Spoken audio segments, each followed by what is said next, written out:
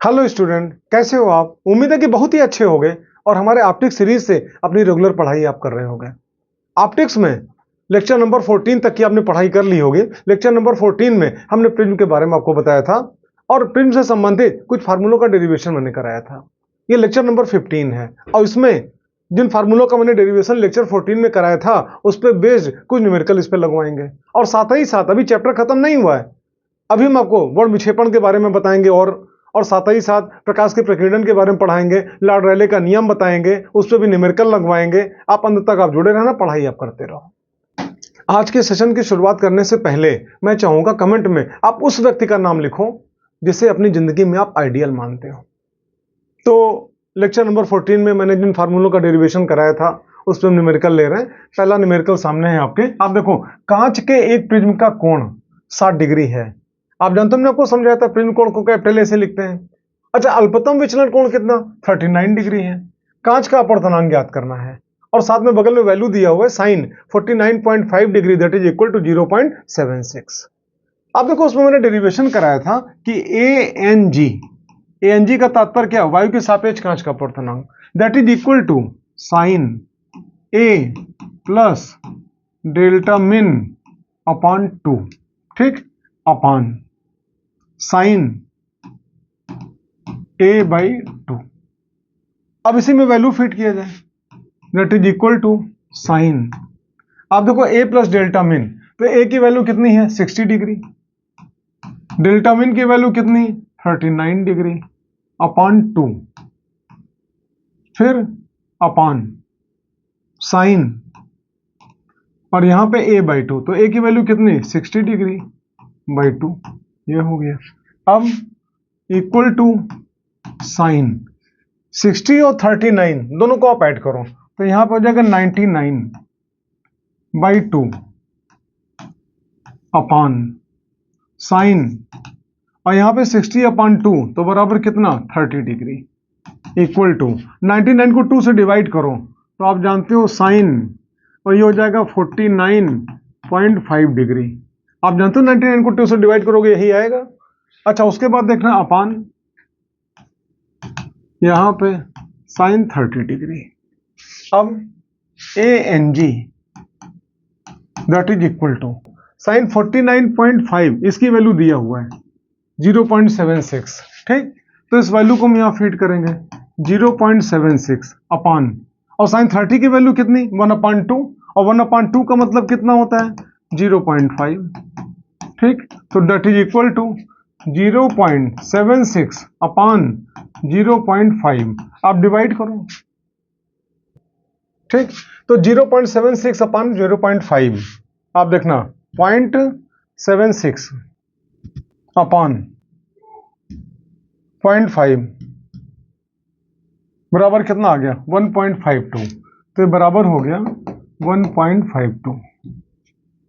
इस प्रकार से आप देख रहे हो A N G that is equal to 1.52। Unit कोई होता नहीं अपवर्तनांक का। लग गया क्वेश्चन। अब आगे क्वेश्चन नंबर 2। क्वेश्चन नंबर 2 आप देखना, 1.5 अपवर्तनांक वाले पतले प्रिज्म का प्रिज्म कोण 60 डिग्री है। प्रिज्म का अल्पतम विचलन कोण कितना होगा? देखो, पतला प्रिज्म है, पतले प्रिज्म के लिए फार्मूला में निकलवाया था अल्पतम विचलन कोण delta m that is equal to n-1 into capital a. ऐसी कंडीशन में आप देखना n अपवर्तनांक कितना? 1.5 -1, और a प्रिज्म कोण कितना? 60 degree that is equal to 1.5 का मतलब क्या? डेढ़ में गया कितना? आधा, तो यहां पे कितना हो गया? 0.5 और इंटू 60 डिग्री। 0.5 का मतलब क्या? 1/2, तो 60 into 1/2 that is equal to 30 degree, ठीक।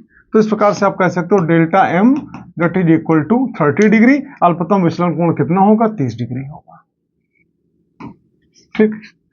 अब आगे क्वेश्चन नंबर 3। थर्ड क्वेश्चन आप देखना, कांच से निर्मित एक पतले प्रिज्म से उत्पन्न न्यूनतम विचलन कोण 4 डिग्री है। देखो, किसका मान है? डेल्टा मिन का। प्रिज्म कोण का मान ज्ञात करो, कैपिटल ए का मान निकालना है और एन जी का मान दिया हुआ है। तो पतले प्रिज्म के लिए आप जानते हो, आप यहां पे कह सकते हो we know that delta min that is equal to n-1 into a. आप देखो निकालना क्या है, प्रिज्म कोण निकालना है, मतलब ए का मान निकालना है। तो ऐसी कंडीशन में आप देखना a that is equal to delta min upon n-1। आप आगे देखना डेल्टा मिन, तो अल्पतम विचलन कोण कितना दिया हुआ है 4 डिग्री, तो यहां पे हो गया 4 डिग्री अपॉन n-1। आप जानते हो n की जगह पे एनजी दिया हुआ है, कांच का अपवर्तनांक कितना 1.5, तो यहां पे कितना हो जाएगा 1.5 -1 ऐसे, तो इक्वल हो गया फिर 4 डिग्री अपॉन 1.5 में 1 गया कितना 0.5, या आप यूं कह सकते हो 4 डिग्री 0.5 का मतलब कितना हुआ 1/2। ठीक, ये 2 ऊपर चला गया, तो इस प्रकार से आप देखोगे a that is equal to 8 degree, prism कोण का मान निकल आया 8 डिग्री। आगे फिर क्वेश्चन नंबर 4। क्वेश्चन नंबर 4 आप देखना, वायु में स्थित कांच का एक पतला प्रिज्म प्रकाश किरण में 4 डिग्री का अल्पतम विचलन उत्पन्न करता है। ध्यान देना, प्रिज्म कहां पे रखा है, वायु में रखा हुआ है। अच्छा, फिर यदि इस प्रिज्म को जल में रख दें, मतलब पानी में डुबो दें, तो यह कितना अल्पतम विचलन उत्पन्न करेगा, और दो वैल्यू दिया हुआ है क्वेश्चन में, ANG that is equal to 3/2 और ANW that is equal to 4/3। देखो अल्पतम विचलन कोण का जो फार्मूला है कई बार आप पढ़ चुके हो, delta M that is equal to ANG -1 और यहां पे A, लेकिन ये कब, जब किस में रखा है, एयर में। ठीक, अच्छा क्वेश्चन क्या कह रहा है कि बाद में इसको हमने क्या डिप करा दिया किसमें, वाटर में, तो आप यहां पे देखना डेल्टा M यहां पे वाटर, ठीक, दैट इज इक्वल टू, अच्छा जब पानी में डिप करा दोगे तो आप जानते हो प्रिज्म में प्रकाश किरण को घुसने से पहले पानी में से होकर गुजरना पड़ेगा। तो ऐसी दशा में अब यहाँ पे आप जानते हो ANG तो लिखोगे नहीं भाई, यहाँ पे ANG क्यों लिखा, क्योंकि हवा में रखा था, प्रिज्म के अंदर प्रवेश करने से पहले प्रकाश किरण कहाँ वायु में से चल के आ रही थी, तो वायु के सापेक्ष आपने कांच का अपवर्तनांक लिया। लेकिन जब उसी प्रिज्म को आप पानी में डिप करा दोगे तो प्रिज्म में घुसने के पहले उसी प्रकाश किरण को जल में से होकर गुजर के आना पड़ेगा। तो अब यहाँ पे आप क्या करोगे, WNG करोगे, -1 और यहां पे इंटू ए, ये आप दोनों को डिवाइड कर दो ऐसे, और डिवाइड करते ही आप देखोगे ये कैंसिल हो गया, तो बराबर यहां पे ANG -1, ये ए से ए कैंसिल हो गया, और अपान यहां पे फिर WNG लिखा हुआ है ना, तो WNG की जगह पे अगर आप चाहो तो ANG अपान ANW, देखो जो बाद में लिखा है वो ऊपर और जो पहले लिखा है वो नीचे, एक क्लू हम बहुत पहले ही आपको दे चुके हैं। फिर -1 है तो यहाँ पे -1 कर दो। अब इसको आप सॉल्व करो तो यहाँ पे फिर हो जाएगा ANG -1 अपान, यहाँ पे आप देखना ANG माइनस ANW अपान और यहाँ पे ANW, ठीक, डबल बटे के नाते ये ऊपर चला जाएगा। ठीक, तो ऐसी कंडीशन में आप देखना डेल्टा M यहां पे एयर अपान डेल्टा M और यहां पे water that is equal to ANW और यहां पे ANG -1 अपान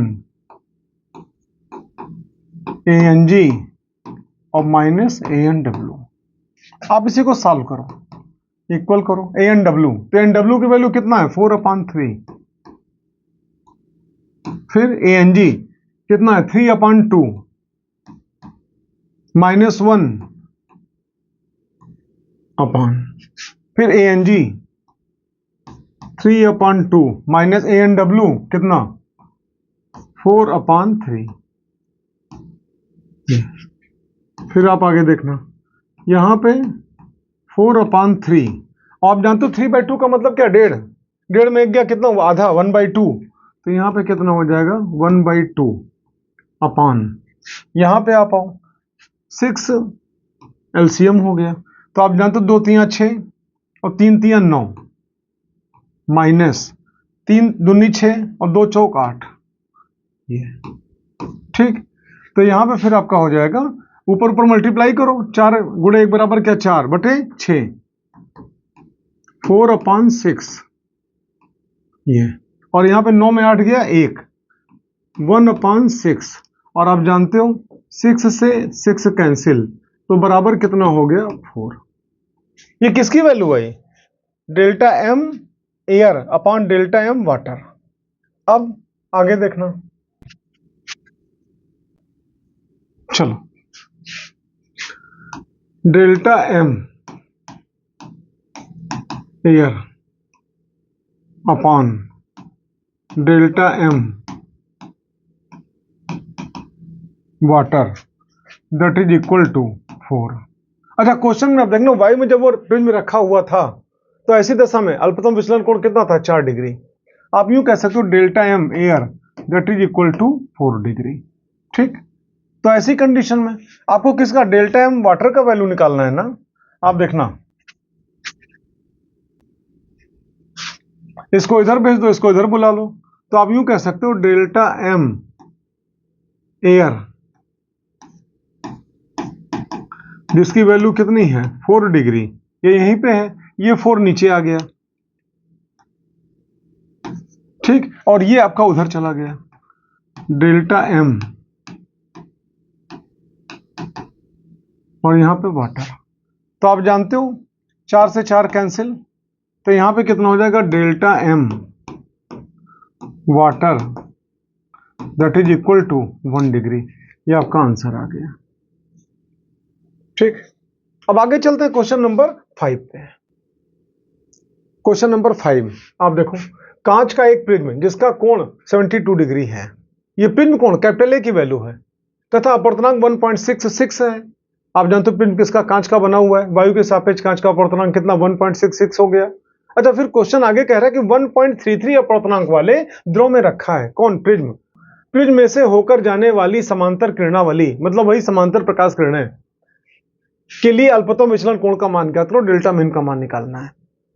एक बात आप ध्यान रखना, क्योंकि प्रिज्म जल में डूबा हुआ है, तो ऐसी कंडीशन में जो भी प्रकाश किरणें प्रिज्म के अंदर से गुजरेंगी, प्रिज्म के अंदर घुसेंगी, उनको पहले जल में से गुजर के आना होगा। तो ऐसी कंडीशन में यहां पे जब अपवर्तनांक लिया जाएगा तो वायु के सापेक्ष कांच का नहीं लिया जाएगा, बल्कि जल के सापेक्ष कांच का लिया जाएगा। तो आप यूं कह सकते हो WNG that is equal to sine A plus delta min upon 2 upon sine A/2, ये लिखा जाएगा। अब WNG, तो आप जानते हो WNG का मतलब क्या है? जल के सापेक्ष कांच का अपवर्तनांक।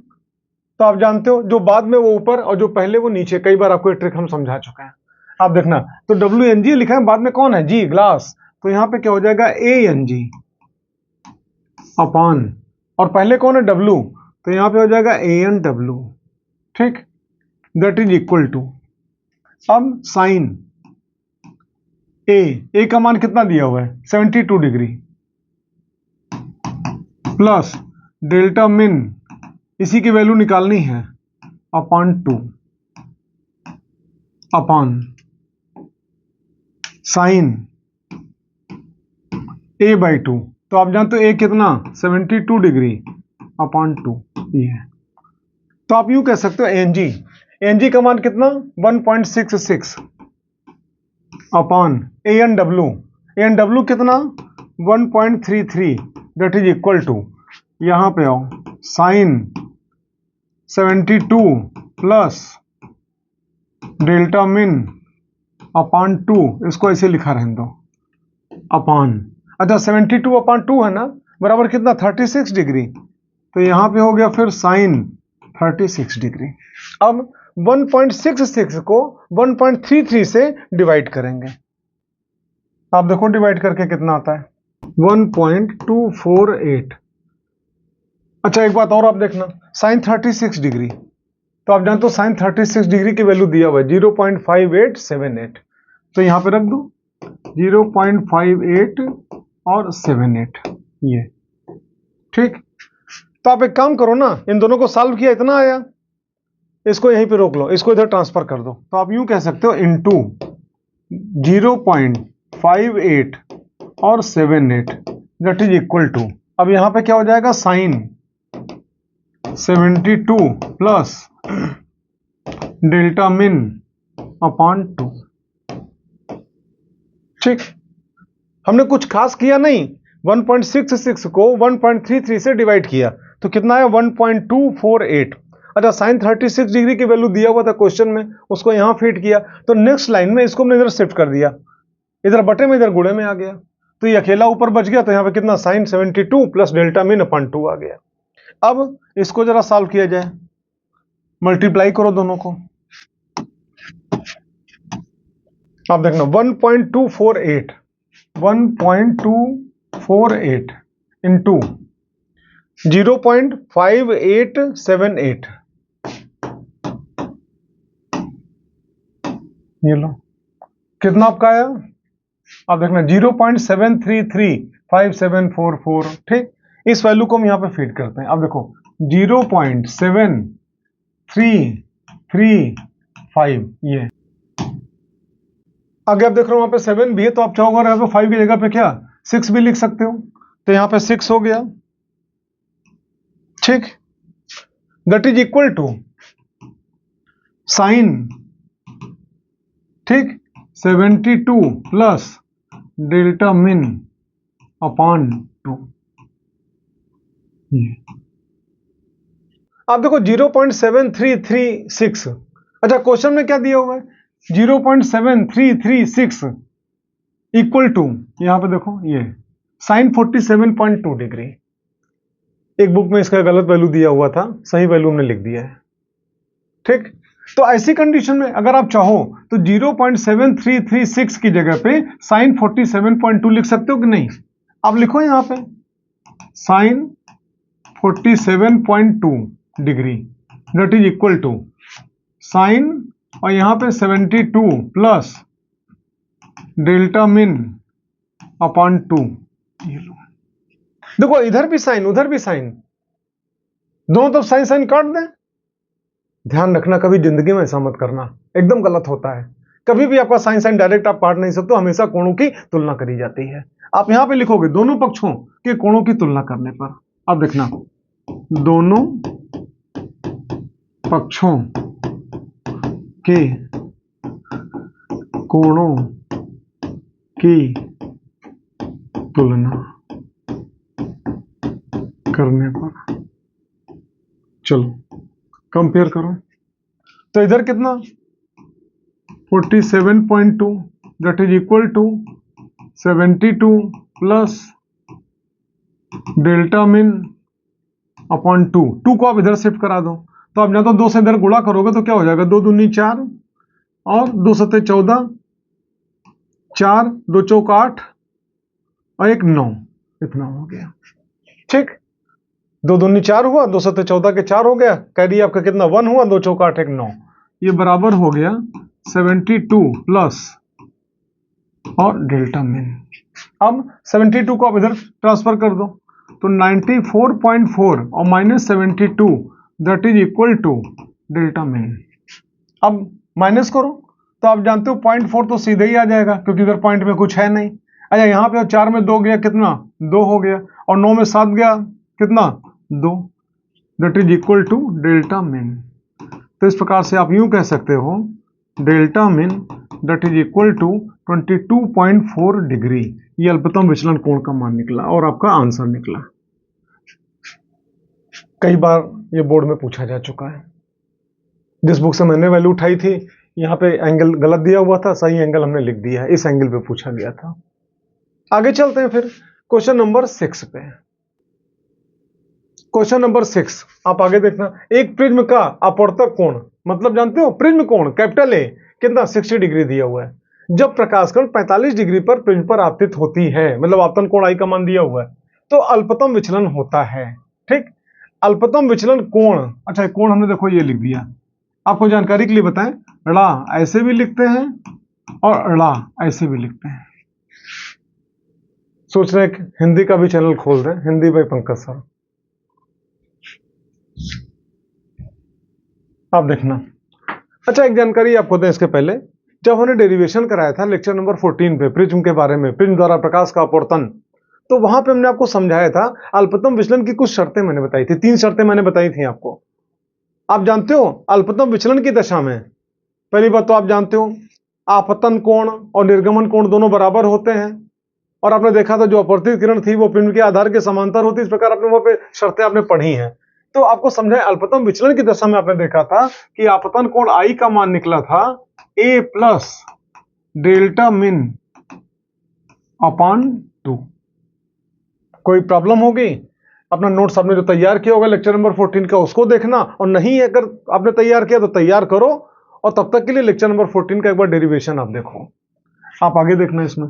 तो इसमें जरा वैल्यू रखते हैं, आप देखो आपतन कोण कितना दिया हुआ है आपका, आप देखो जब प्रकाश कण 45 डिग्री पर प्रिज्म पर आपतित होता है, मतलब आई की वैल्यू कितनी, 45 डिग्री,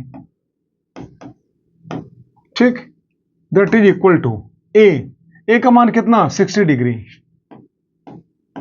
ठीक, प्लस डेल्टा मिन अपॉन 2। अब 2 को आप इधर शिफ्ट करा दो, तो यहां पे आप देखोगे 45 degree into 2 that is equal to 60 degree plus delta min, ये कितना हो जाएगा 90 degree that is equal to 60 degree plus delta min. इसको इधर शिफ्ट करो, 90 degree minus 60 degree that is equal to delta min, तो फिर 30 degree that is equal to delta min. आप इस प्रकार से कह सकते हो डेल्टा मिन, मिन मीन्स क्या, मिनिमम अल्पतम विचलन कोण बराबर कितना 30 डिग्री, और यही आपका आंसर हो गया।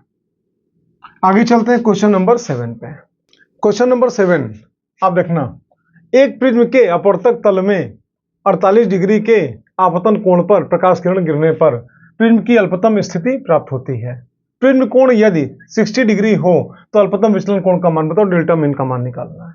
पहले देखो क्वेश्चन में दिया क्या हुआ है, आप जानते हो एक प्रिज्म के अपवर्तक तल में 48 डिग्री के आपतन कोण पर, यह आपतन कोण का मान दिया हुआ है 48 डिग्री, ठीक, प्रकाश किरणें जब आपतित होती हैं तो अल्पतम विचलन की स्थिति प्राप्त होती है, और प्रिज्म कोण का मान दिया हुआ है, अल्पतम विचलन कोण का मान पूछ रहा है।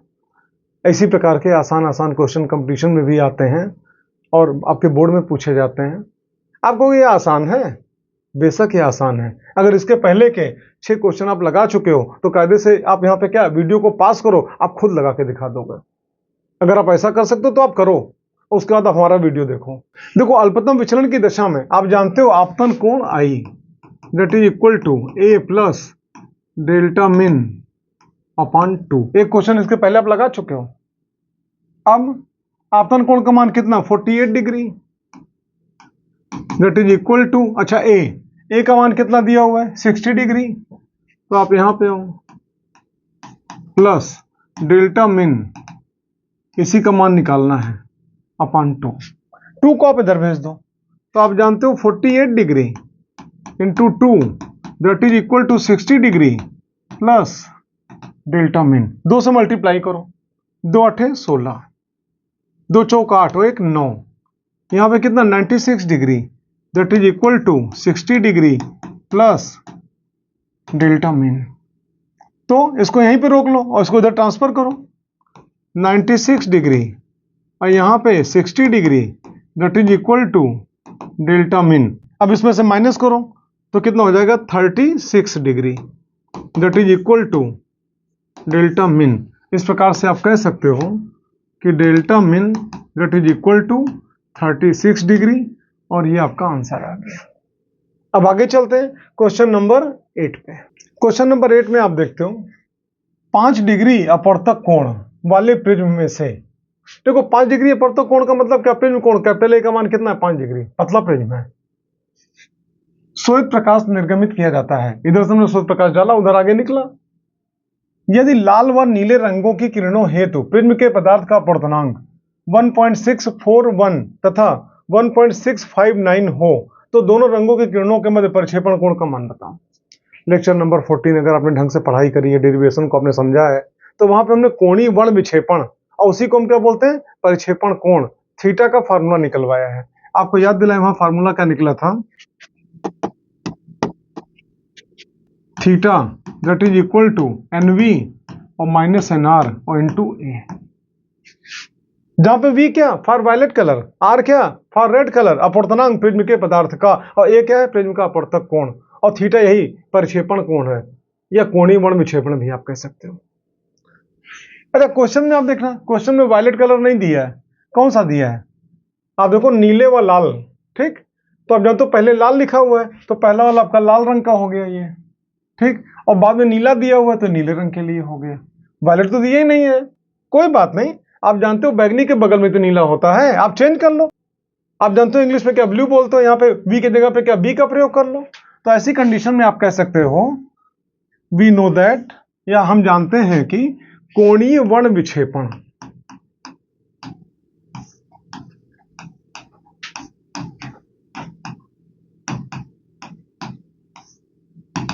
थीटा, जानते हो जानबूझ के हमने इस वर्ड का इस्तेमाल किया था कि आप समझ सको, प्रक्षेपण कोण को कोणीय वर्ण विक्षेपण भी कहते हैं। That is equal to n b minus N r into a. अगर वायलेट कलर दिया होता तो हम एन बी लिखते, ब्लू कलर दिया हुआ तो हमने एन बी लिख दिया। अब आप वैल्यू फिट करो एन बी, तो आप जानते हो पहले लाल तब नीला है ना, तो ये लाल का नीले का, तो पहले नीले का अपवर्तनांक लिखो 1.659 माइनस, अब एन आर लाल वाले का लिखो 1.641 इंटू, अच्छा ए प्रिज्म कोण, तो आप जानते हो प्रिज्म का अपवर्तक कोण कितना 5 डिग्री है, तो ये 5 डिग्री हो गया। तो ऐसी कंडीशन में आप देखना theta that is equal to, इसमें से इसको माइनस करो, तो आप जानते हो 9 में 1 माइनस हो गया, कितना हो जाएगा 8, ठीक। फिर यहां पे देखना 5 में 4 माइनस करो, कितना हो जाएगा 1। फिर आप आगे देखना 6 में 6 जाएगा 0, फिर पॉइंट लगाए तो आप भी पॉइंट लगाओ, फिर 1 में 1 जाएगा 0, ये निकला इंटू 5 डिग्री, ठीक। आप जानते हो 18 पंचे 90 बराबर 0.09 डिग्री। आप यूं कह सकते हो थीटा यानी कोणीय वर्ण विक्षेपण या प्रक्षेपण बराबर आपका हो जाएगा 0.09 डिग्री, ठीक। लग गया क्वेश्चन। नेक्स्ट टॉपिक है प्रकाश का प्रकीर्णन, स्कैटरिंग ऑफ लाइट। देखो प्रकाश किरणें सीधी रेखा में चलती हैं, और जो प्रकाश किरणों के मार्ग में कुछ ऐसे कण आ जाएं जिनका आकार प्रकाश के तरंगदैर्घ्य के कोटि का हो, तो ऐसी कंडीशन में वे कण उस प्रकाश को एब्जॉर्ब करके और अपने अंदर से प्रकाश का उत्सर्जन करते हैं। और वो उत्सर्जन किसी भी दिशा में कर सकते हैं, ये कोई बाध्यता नहीं कि आपका इधर से प्रकाश किरणें आई तो इधर ही करेंगे, वो ऊपर नीचे अगल बगल कहीं भी कर सकते हैं। और इस घटना को हम क्या बोलते हैं, प्रकाश का प्रकीर्णन। और इसका बेस्ट एग्जांपल है आसमान का नीला दिखाई पड़ना, समुद्र का नीला दिखाई पड़ना, या सूर्योदय के समय सूरज के चारों लालिमा का दिखाई पड़ना, या सूर्यास्त के समय भी सूरज के चारों लालिमा का दिखाई पड़ना। अन्य और भी एग्जांपल आपको मिलेंगे। आपको समझाएं, ये सूर्य है, प्रकाश किरणें जा रही सीधी रेखा में जा रही, देखो सभी दिशाओं में जाएंगी, इधर भी जाएंगी, उधर भी जाएंगी, इधर भी जाएंगी, इधर भी जाएंगी, सब तरफ जाएंगे। तो उसी में से कोई एक तरफ हमने लिया, मान लो प्रकाश किरणें सूर्य से निकली और इधर जा रही हैं। मान लो यहाँ पे पृथ्वी है और ये पृथ्वी के चारों ओर का वायुमंडल है। आप जानते हो वायुमंडल में तमामों कण ऐसे भी होते हैं, धूल धुआं धक्कड़ इत्यादि भी आपका वायुमंडल में जाके विलीन होते हैं। तमामों गाड़ियां सड़कों पे चलती हैं, उनसे भी तमामों गैसें निकलती हैं, वो सब भी जाके वातावरण में जाके मिलते हैं। आप जानते हो वायु प्रदूषण, आपने नाम सुना होगा। ये हमारे एटमॉस्फेयर में इतने वायु प्रदूषण बढ़ते जा रहे हैं कि जिनमें रोकथाम होना बहुत जरूरी है। तो वास्तविकता पे आप देखो वायुमंडल है, वायुमंडल पृथ्वी के चारों ओर का, और जिसमें तमामों धूल धुआं धक्कड़ इत्यादि आपका या जलवाष्प के कण ये सब भी उपलब्ध है, बीच जिन्होंने उनको दिखाया हुआ है। अब होता क्या चीज है, जब सूर्य प्रकाश किरणें बिल्कुल सीधी इस प्रकार से जा रही होती हैं, तो ये कण क्या करते हैं, उसको एब्जॉर्ब कर लेते हैं, और एब्जॉर्ब करके अपने अंदर से प्रकाश का उत्सर्जन कर रहे हैं। अभी हमने आपको बताया कोई बाध्यता नहीं कि जिस दिशा में प्रकाश किरणें जाने उसी दिशा में उत्सर्जन करेंगे, वो किसी भी दिशा में कर सकते हैं। तो आप देखो जैसे ये कण है, इसने इधर किया, इस कण ने इधर किया, इस प्रकार से चारों तरफ यहाँ पे उत्सर्जन हो रहा है। इसी घटना को हम कहते हैं प्रकाश का प्रकीर्णन। देखो प्रकीर्णन के बारे में वैज्ञानिक लॉर्ड रेले ने भी अपना नियम दिया, और अपने भारतीय वैज्ञानिक चंद्रशेखर वेंकट रमन, इन्होंने भी प्रकीर्णन के बारे में अपना ज्ञान दिया।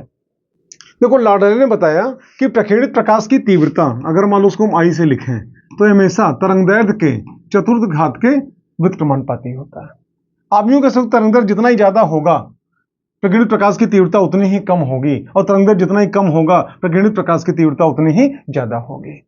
और यही कारण है सूर्य से प्रकाश किरणें जब धरती पे पहुंचती हैं तो पृथ्वी के चारों ओर के वायुमंडल में से उनको गुजर के आना पड़ता है, और जब वायुमंडल से गुजर के आ रही होती हैं तो उस दौरान वायुमंडल में जितने भी अशुद्धियां होती हैं, जल वाष्प के कण हुए, धूल धुआं धक्कड़ इत्यादि हुआ, वो क्या करते हैं, उसको एब्जॉर्ब कर लेते हैं और एब्जॉर्ब करके अपने अंदर से प्रकाश का उत्सर्जन करते हैं। और आप जानते हो सूर्य के प्रकाश में मुख्यतः 7 रंग, बैगनी, नीला, आसमानी, हरा, पीला, नारंगी, लाल।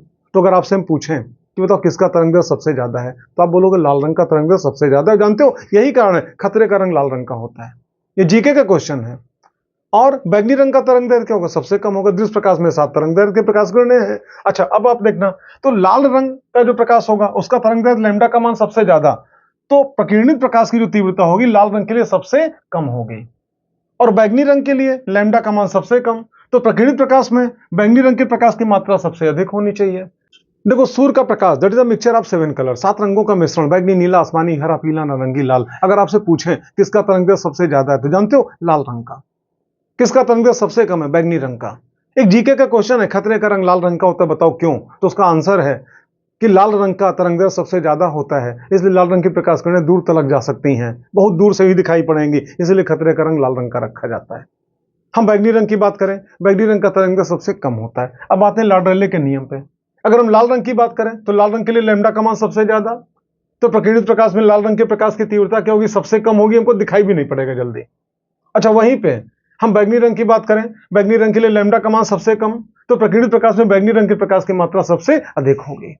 तो फिर आप कहोगे कि आसमान हमको नीला क्यों दिखाई पड़ता है, बैगनी क्यों नहीं दिखाई पड़ता है। तो आपको जानकारी दे, सूर्य का जो प्रकाश है उसमें सूर्य के प्रकाश में ही बैगनी प्रकाश की मात्रा बहुत कम है और उसकी तुलना में नीले प्रकाश की मात्रा बहुत अधिक है। तो ऐसी कंडीशन में क्या होता है कि बैगनी रंग की प्रकाश किरणें वायुमंडल के ऊपरी परत में ही प्रकीर्णित होकर वहीं पर खत्म हो जाती हैं और नीली वाली आपका नीचे तक भी आती हैं। इसलिए जब नीचे से हम देखते हैं तो हमको किस रंग का, नीले रंग का दिखाई पड़ता है।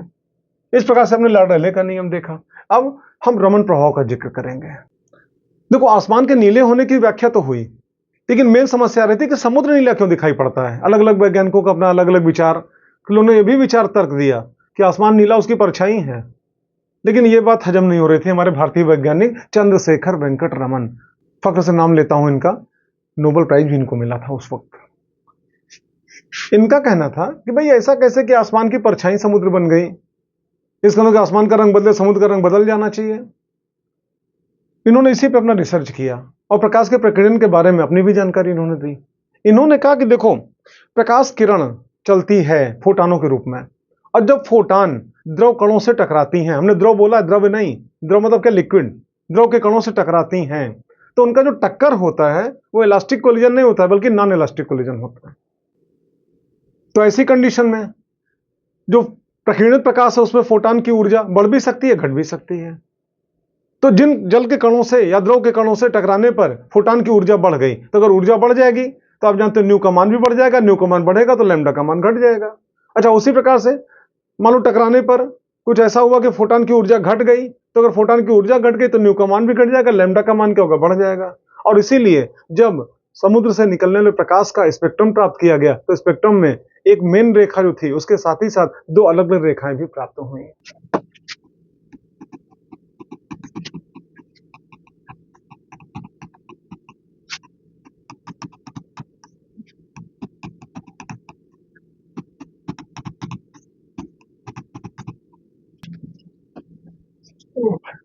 अगर प्रकाश फोटान जल के अणुओं से टकराए और टकराने पर फोटान की ऊर्जा अगर बढ़ गई, तो ऐसी कंडीशन में क्या होगा, ऊर्जा बढ़ने पर आप जानते हो आवृत्ति भी बढ़ेगी, और जब आवृत्ति बढ़ेगी तो तरंग दैर्घ्य घटेगा, मतलब प्रकीर्णित प्रकाश का जो तरंग दैर्घ्य होगा वो आपतित प्रकाश के तरंग दैर्घ्य से कम होगा। और अगर टकराने पर, मतलब किसका टक्कर, फोटान का जल के अणुओं से टक्कर, अगर टकराने पर अगर फोटान की ऊर्जा घटी, तो ऊर्जा घटने पर निश्चित रूप से आप जानते हो आवृत्ति भी घटेगी, और जब आवृत्ति घटेगी तो तरंग दैर्घ्य बढ़ेगा, मतलब प्रकीर्णित प्रकाश का जो तरंग दैर्घ्य होगा वो आपतित प्रकाश के तरंग दैर्घ्य से अधिक होगा। और इसीलिए समुद्र के नीले प्रकाश के स्पेक्ट्रम को जो प्राप्त किया गया तो उसमें एक मेन रेखा के साथ अगल बगल 2 और रेखाएं भी मिली जो कि रमन के प्रभाव की पुष्टि करती हैं। और ध्यान से सुनना, अगर प्रकाश का जल के कणों से टक्कर को प्रत्याश माने तो ऊर्जा का विनिमय नहीं हुआ, विनिमय का मतलब क्या, एक्सचेंज, ऊर्जा का आदान प्रदान नहीं हुआ, तो ऐसी कंडीशन में ऊर्जा न बढ़ेगी न घटेगी। देखो, प्रकाश का जल के कणों से टक्कर को अगर प्रत्याश माने तो ऐसी कंडीशन में जो प्रकीर्णित प्रकाश है उसका तरंग दैर्घ्य, आपतित प्रकाश का तरंग दैर्घ्य दोनों बराबर होगा, क्योंकि ऊर्जा का आदान प्रदान हुआ ही नहीं, विनिमय हुआ ही नहीं, एक्सचेंज हुआ नहीं, जो कि लाडरेले के नियम की पुष्टि करता है।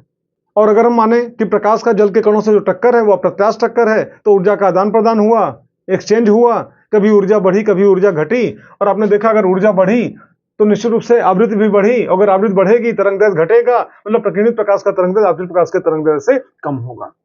और अगर मान लो ऊर्जा का आदान प्रदान हुआ, एक्सचेंज हुआ, ठीक, और अगर ऊर्जा घट गई तो ऊर्जा घटेगी, आप जानते हो E बराबर एस न्यू होता है ना, ठीक, तो आप जानते हो न्यू का मान भी घटेगा, और न्यू का मान घटेगा तो लैम्डा का मान बढ़ेगा, मतलब प्रकीर्णित प्रकाश का जो तरंग दैर्घ्य है वो आपतित प्रकाश के तरंग दैर्घ्य से अधिक होगा। इस प्रकार से आपने रमन प्रभाव को भी देखा। और जानते हो समुद्र से निकलने वाली किरणें, अब आपको समुद्र से कौन किरणें निकल रही हैं? समुद्र से नहीं निकल रही हैं, समुद्र नीले रंग का दिखाई पड़ता है ना, तो नीला प्रकाश जो समुद्र से आपका उत्सर्जित हो रहा है उसका जब स्पेक्ट्रम प्राप्त किया गया तो एक मेन रेखा के साथ अगल बगल दो और रेखाएं मिली, उन रेखाओं को हम रमन रेखाएं कहते हैं। और मुख्य रेखा के अगल बगल जो दो रेखाएं मिली उसमें से एक रेखा इसको फॉलो करती है और दूसरी तरफ की रेखा इसको फॉलो करती है। इस प्रकार से रमन रेखा की भी व्याख्या हुई, और उन रेखाओं को हम क्या कहते हैं? रमन रेखाएं कहते हैं। इस पूरे लेक्चर को आपने देखा, बहुत कुछ हमने ऐसा भी पढ़ा है जो आपके सिलेबस में शायद ना भी हो, तो आप पढ़ाई करना तो सिलेबस को अपना देख के तब पढ़ाई करना। और इसी के साथ इस लेक्चर का यहीं पे समापन करते हैं। मिलते हैं अगले लेक्चर में, लेक्चर नंबर 16 पे, जिसमें हम आपको पढ़ाएंगे नेत्र के बारे में। मानव नेत्र कैसे काम करता है, किस प्रकार से प्रकाश किरणें पड़ती हैं, रेटिना क्या होती है, प्रतिबिंब कैसे बनता है, ठीक, और किस प्रकार नेत्र के द्वारा हम दूर की वस्तु को भी और नजदीक की वस्तु को भी देख पाते हैं। किसी का आंख खराब हो, दूर का भी नहीं देख पा रहा है, पास का भी नहीं देख पा रहा है, अक्सर वहां पे क्या दो चश्मा रखता है, वो एक बार लगा के क्या कॉपी किताब पढ़ता है और दूसरा लगा के गाड़ी चलाता है। ऊपर वाले ने कौन सा लेंस हमारे आपके नेत्र में फिट कर रखा है कि एक ही लेंस से हम दूर की वस्तु को भी देख पाते हैं, हम नजदीक की वस्तु को भी देख पाते हैं। इसका भी आंसर आपको मिलेगा नेक्स्ट लेक्चर में, लेक्चर नंबर 16 में। वीडियो अगर अच्छी लगी हो तो आप लाइक जरूर कर देना, अगर कुछ कमी दिखी हो तो आप डिसलाइक भी कर सकते हो, लेकिन कमेंट में क्या कमी दिखी है जरूर लिख देना, ताकि मेरी कोशिश है वो कमी दोबारा फिर आपके सामने ना हो। और आपके जितने भी क्लासमेट हैं उनके पास इस वीडियो के लिंक को आप जरूर पहुंचाओ। जितने हमारे सब्सक्राइबर बढ़ेंगे हमको भी मोटिवेशन होगा, और हम रोज नई नई वीडियोस आपके लिए लेके आएंगे, पूरा का पूरा सिलेबस आपका कंप्लीट कराएंगे। That's all, best of luck.